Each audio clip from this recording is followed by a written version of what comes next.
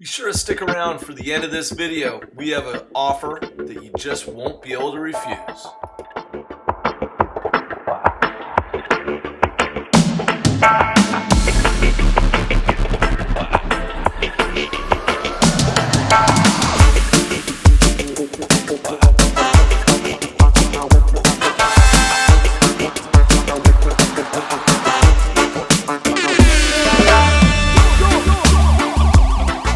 Johnny, Tim, we're here in Maui, brother.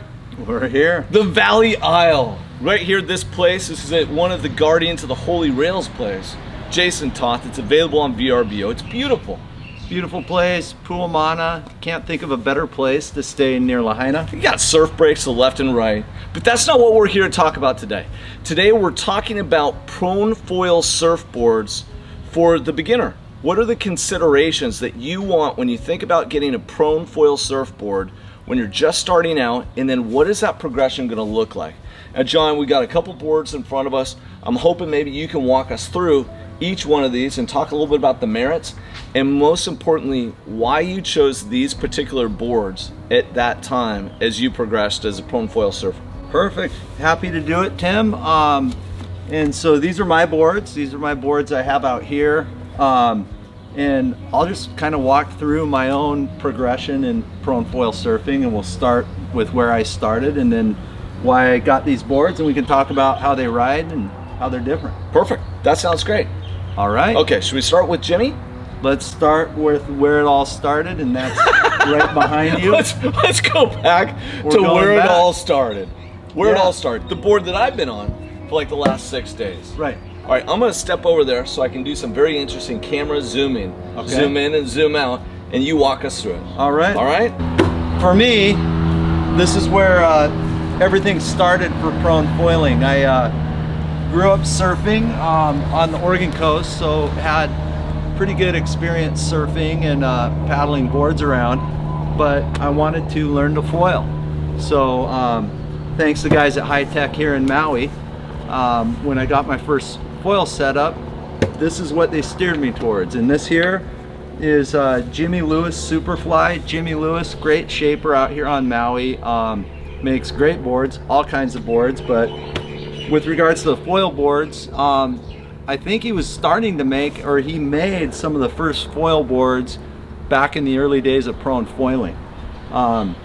This here, Jimmy Lewis SuperFly, is a pretty big board, 5'8", about 50-ish, 52 liters. This board has some benefits when you're learning, and primarily when you're learning to prone foil, if you haven't had a lot of experience riding a foil, you want something that's going to be stable.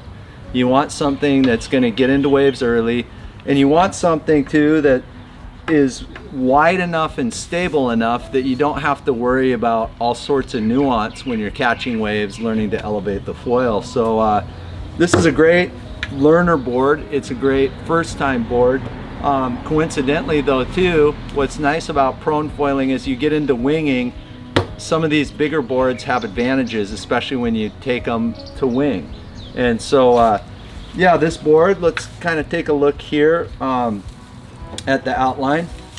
Most foil boards, they're buoyant. You got to worry about the foil underneath you, but you also want to be able to float that foil so the whole unit it's stable. It can get into waves. So you can see the rail outline here on this Jimmy Lewis.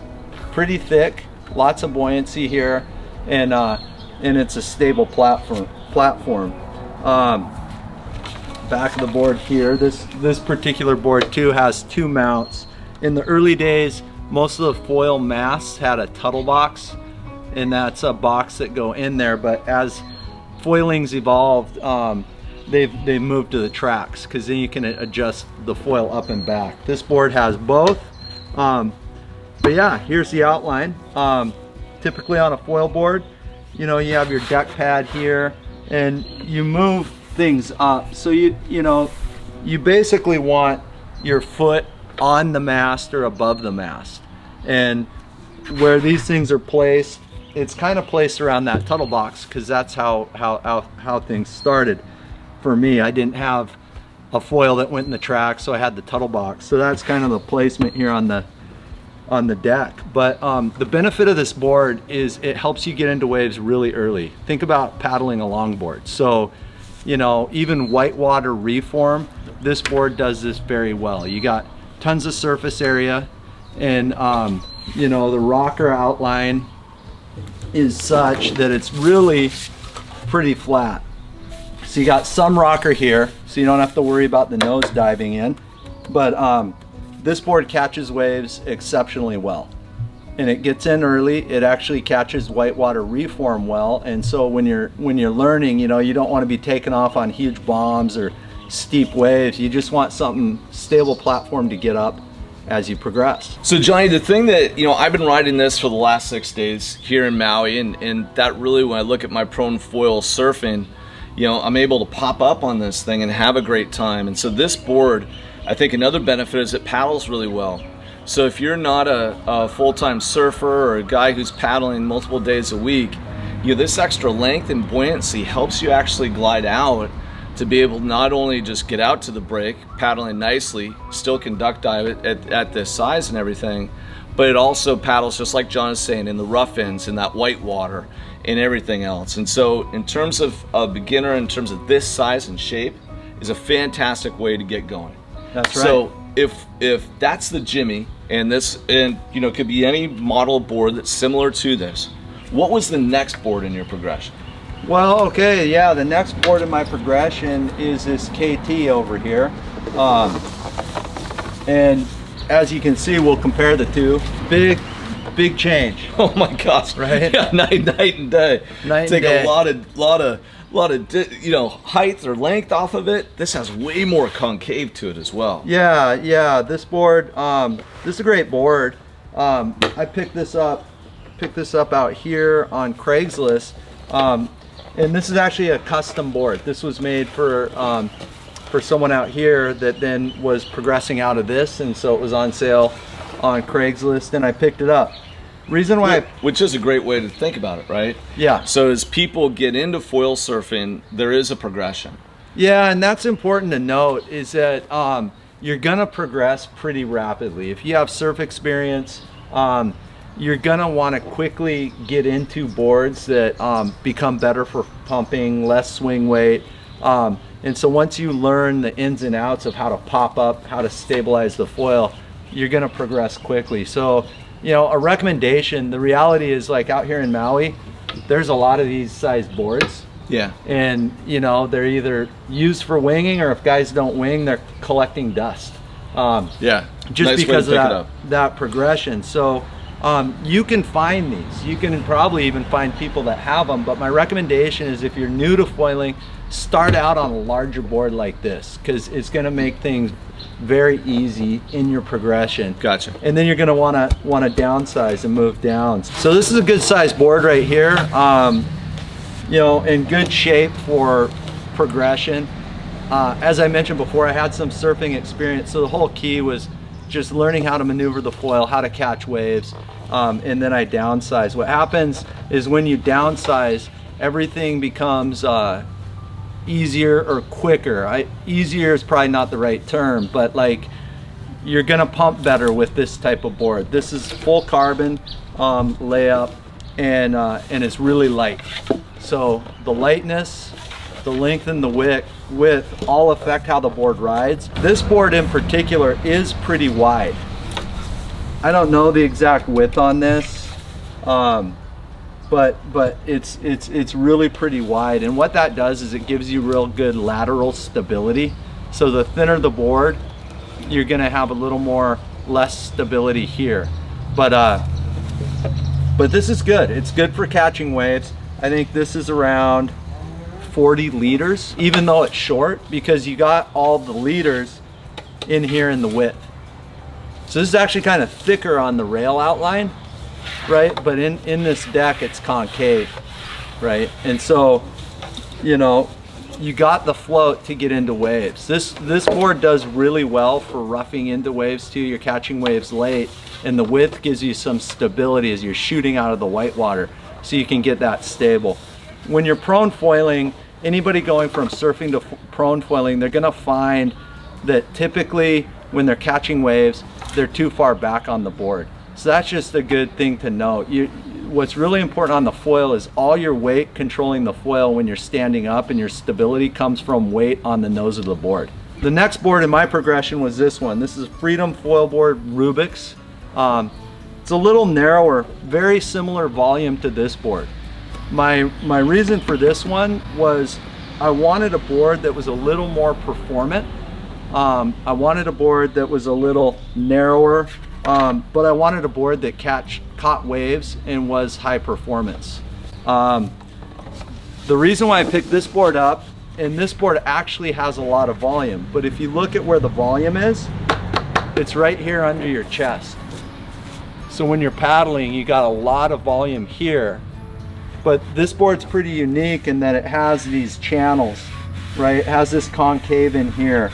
So this board's really good at catching waves. The reason why I picked this board up was for Oregon and Washington coast, because you're wearing these big thick wetsuits, and so you need a little more volume. Out here in Hawaii, we have it pretty easy in that you're in shorts, you don't need the extra volume, but when you're in a thick wetsuit, you want to make sure you're catching waves. So this board for me was that, because it's still a high performance board. Short, it's got these channels. This is a really unique board, and it has a unique feel to it. It catches waves really well, and it's really fast. You know, it's really fast on the takeoff, really easy to paddle, really pretty stable, but I would say it's less stable than that other my KT board, and that is something that I wanted, because as you progress, you want more performance out of your board, and so as you get better, you're like, hey, I like the narrow feel, I like things being a little thin. This board's unique in the tail, kind of has this pin tail, so it tracks really pretty good on the waves. It's got this little shape here on the back. What I like about this board is it's really good for roughing into waves. And what I mean by roughing into waves is you got a wave that's breaking on you, maybe not the best conditions, you got whitewater and you want to rough into that whitewater and get out on the face of the wave. This board does it really exceptionally well. So this board's super awesome for catching waves. It's a little thicker than what I ride out here, but it's all by design, because that's what I would recommend. Anybody foiling in colder water, it helps to have that extra float. All right, Johnny, now we're going to talk about the board that you ride on the daily. After going through in terms of the progression, of course, you know, different conditions, you might probably won't pull up the Jimmy Lewis any longer, but you might ride some of these other ones in different conditions. Right. And then now the one that you're riding most often. Yep, this is it. Daily driver, Armstrong 4.5, 32 liters on this. So it's a relatively small board, but you know, sometimes I like eating pizza like Big George and these other guys. So you know, the thing I do like is catching waves and catching lots of waves. And this board does a good job at that for a high performance board. I've ridden a lot smaller boards. So like we'll be out in the lineup, I'll borrow my buddy's board, and it's doable. But I like this. I think this is a good all-around high performance board. You know, what I find that some of the other boards like the Rubix, it kind of is like a planing hole. You know, and that's good. It's pretty stable, pretty fast, but it also sometimes tracks in the wave. And what I mean by that is that planing hole, sometimes you get up on a wave, you're going down the line, the board itself wants to track. Some people might like that, and it works, but what I was looking for in the level of progression, I wanted a board that could catch waves, I wanted a board that rode really well, I also wanted a board that could pop up off the water really good. And when a board's tracking, like sometimes it sucks into the wave, or the rail outline sucks in, and I wanted a board that could come up really easy. And that's what you get with this Armstrong. This Armstrong board all around is really good. Not as thick as my others, but it still has the thickness under your chest. It kind of has this shape, these bevels. These bevels go out to the rails, and the reason for that is just so you can hold the rails, you can get a good grip, you're paddling, and this is just a real easy, user-friendly shape. What I like about this board is it's very, very simple, but very, very effective. And what I mean is, you know, the shape's very straightforward. There's not a ton of rocker in this board. It doesn't have that huge concave, but I don't think you need that. You know, this board does everything really well. It pumps really well. It's light. It has low swing weight. It's really rigid. Rigid is very good. As you get into the shorter boards, you want your input from the board to the foil to the mast to be really direct and really tight. This board has carbon stringers up the middle, and then I think it's reinforced, so you can feel that. What it means is, like, when you're pumping, when you're turning, there's no delay. That input's very direct. So Armstrong's done a good job of making this board really rigid, really responsive, and it just works great. This board paddles well, seems small, but it surfs and paddles big. I have a lot of friends out here, the guys that are really, you know, at the top end of the foil game. They ride the 311 and they do just fine. They're catching waves on the 311. So, you know, the Armstrong lineup, it's all doable. Even at, I think that 311's like 25 liters, but they're prone surfing it very well. Johnny, thanks so much. So I hope you found this video useful. You saw a progression. When you're beginning, go with a little bit bigger board. Jimmy Lewis SuperFly is a great one. You can probably find models like that. And then as you progress down to where you might end up with an Armstrong or Freedom board or KT, just kind of think about that size and work through it. We hope that you got a lot of value out of this. Please subscribe to our YouTube channel. Follow us on our Instagram. We'll be back with more prone foil surfing tips for you. And most importantly, regardless of what board you pick and what foil you pick, just get out there on the water. What I was telling John, like the foil just revolutionizes the kind of waves that you can catch and the enjoyment and glide and excitement that you'll get out of each of those waves. So get out there, have fun. Thank you so much. Aloha here from Maui. Anything else you want to add, Johnny? Yeah, I'd add one more thing. I'd say if you're a prone foil guy and you're in Maui and I'm in Maui, back to the boards, the one thing I have learned is you can't ride them all at once. So I have a number of these boards, different sizes and shapes, but I'm happy to anybody in the Half-Life Nation. You want to learn to prone foil? I'm out here in Maui. Give me a call. I'll put you on the right board, get you out there, and have you stoked. Look at that. You just heard it here first, folks. If you want to come to Maui and learn how to prone foil surf, just reach out, drop us a note. We'll hook you up. We'll get you some lessons. We'll tell you the gear. We'll tell you where to go. We'll make sure that you have a great time on the water. All right. I like it, Johnny. That was a good ad. That was a good addition to what we had going there. Hey, there you go. I try to do my best. And I try hard. You are trying hard. You're doing the Lord's work. It's fantastic. Well, hopefully we'll see you out here in Maui. If not, if you're on your local break, feel free to drop us a note, shoot us an email. We'll get back to you. And thanks so much for being a part of the Half-Life Nation. Take it easy.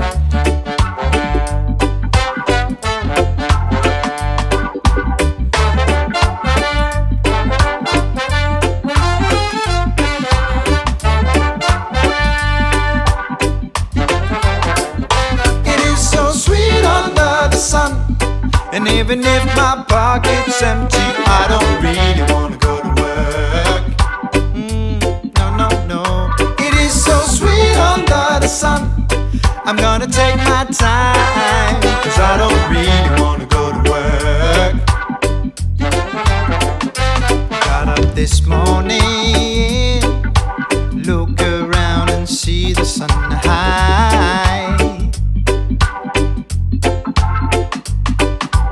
Grab my bag and take my phone. I shut the door and walk into the light.